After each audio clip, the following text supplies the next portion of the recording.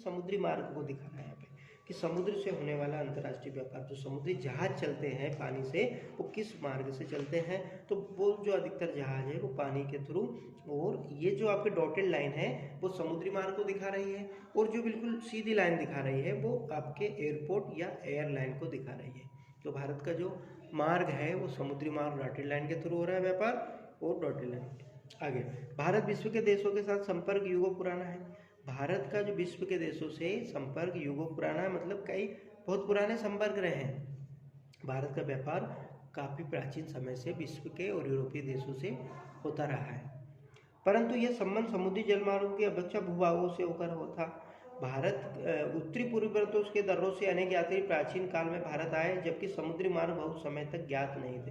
हम प्राचीन काल की बात करें या प्राचीन इतिहास की बात करें तो भारत के जो अधिकतर व्यापार होते थे वो भूमार्ग से होते थे, क्योंकि उस समय समुद्री मार्ग जो है, न तो समुद्री मार्ग का लोगों को पता था और न ही समुद्री मार्ग के लिए समुद्र में चलने वाले वाहन या संसाधन थे, उतने विकसित संसाधन नहीं थे समुद्र के द्वारा, और न ही समुद्री मार्ग के उस समय लोगों ने ज़्यादा रुचि दिखाई।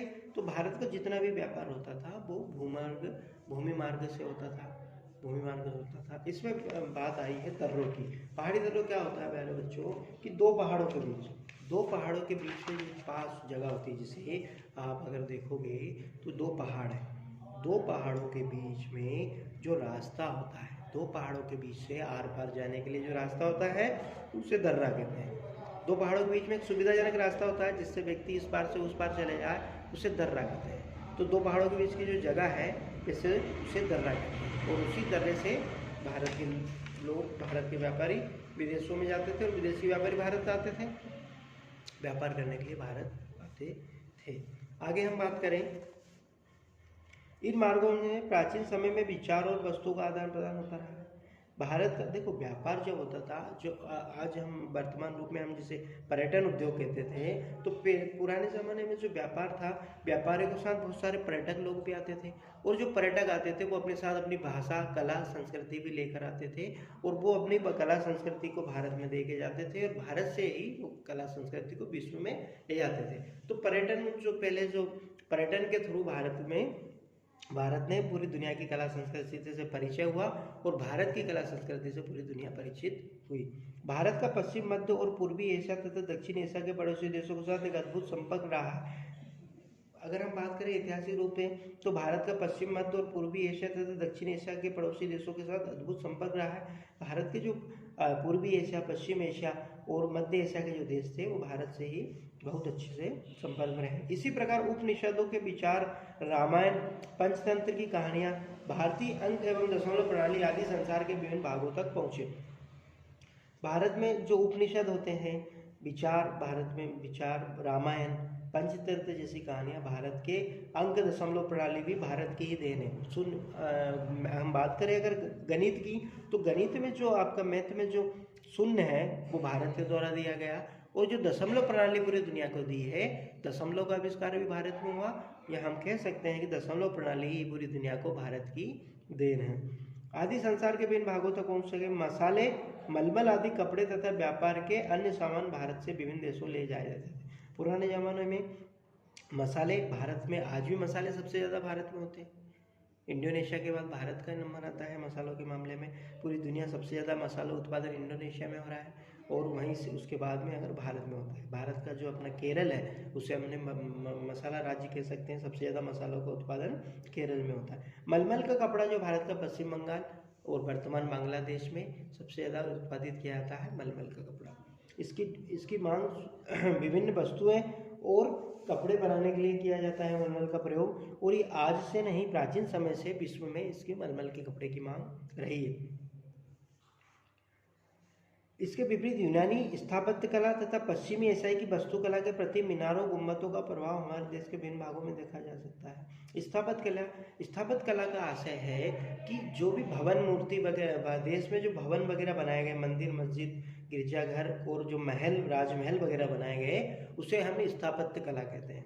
जो स्थापित किए गए, जो भवन बनाए गए, जो भूमि बनाया गया, जो भी देश में आधारभूत संरचनाएं खड़ी की गई, उसे ही हमने उस पे जो आकार और जो कलाकृति दी गई है उसे स्थापत्य कला कहा गया है।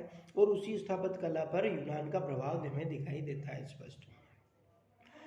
जैसे ताजमहल है, हम बात करते हैं लाल किला है, और भी जो महल मीनार हैं, कुतुब मीनार है, ऐसी जितनी भी चीज़ें हैं भारत की प्राचीनतम धरोहर, उस पर पुरानी पश्चिम सभ्यता, यूनानी सभ्यता का प्रभाव नजर आता है।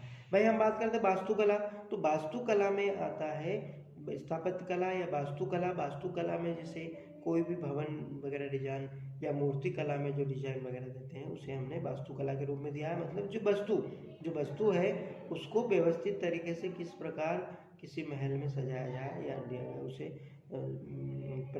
प्रारूप दिया जाए, उसे हमने वास्तुकला कहा।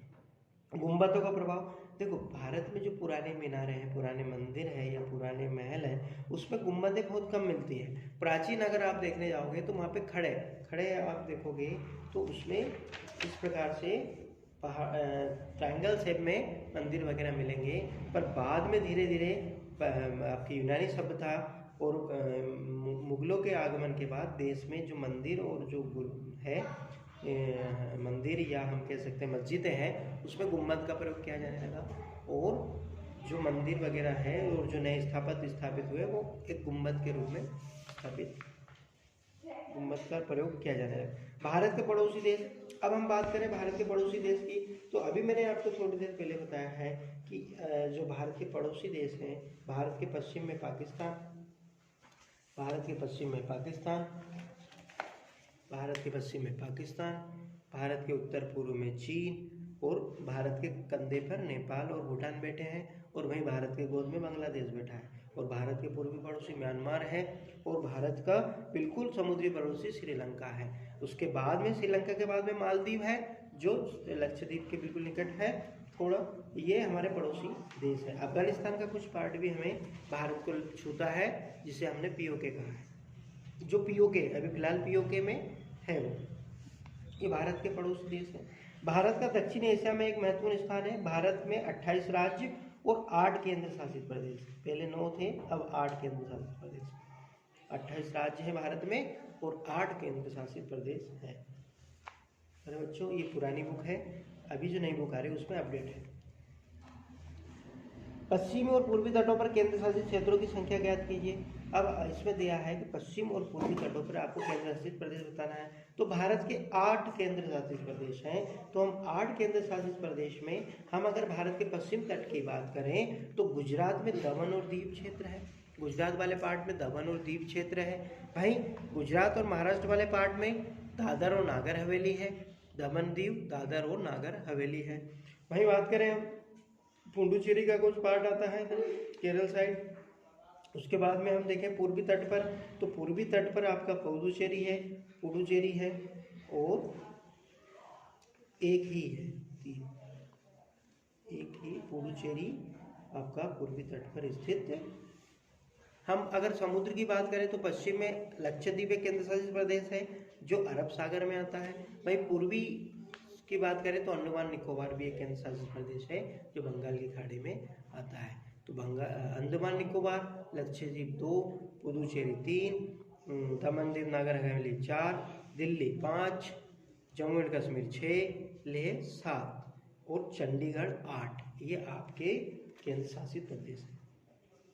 क्षेत्रफल के आधार पर सबसे बड़ा और सबसे छोटा राज्य, हम बात करें भारत की तो भारत में सबसे बड़ा राज्य क्षेत्रफल में राजस्थान है और सबसे छोटा राज्य गोवा है। क्षेत्रफल में अगर हम बात करें तो भारत में अगर क्षेत्रफल की दृष्टि से आप देखोगे, अगर विश्व के मानचित्र, भारत के मानचित्र और एटलस में आप अगर भारत के एटलस में आप भारत में राज्यों को देखोगे तो भारत जो है उसमें सबसे बड़ा राज्य राजस्थान है और सबसे छोटा राज्य जम्मू और आपका गोवा है।